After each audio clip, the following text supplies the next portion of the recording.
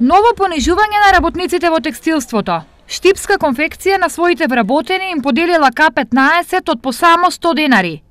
Понижувачкиот надоместок за годишен одмор работниците го добиле откако интервенирала трудовата инспекција по пријава на Хелсиншки.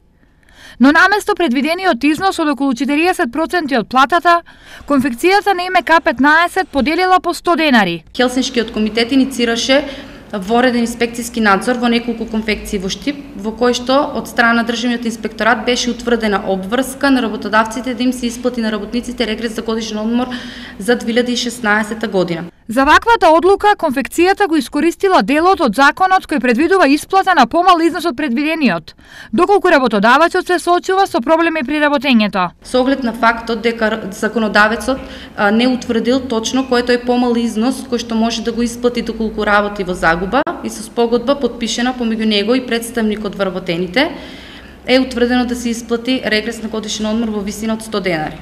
Исто така, според сознание на Хелсиншки, издруженијето Гласен текстилец не се почитува ниту законот за минимална плата. Голем дел од фирмите законот се исплаќа плата под минималната утврдена со новиот закон за минимална плата, додека во неколку градови од страна на работодавачите се бара назад дел од плата од работниците. Тоа посебно го констатиравме во Валандово, во Куманово и во Делчево.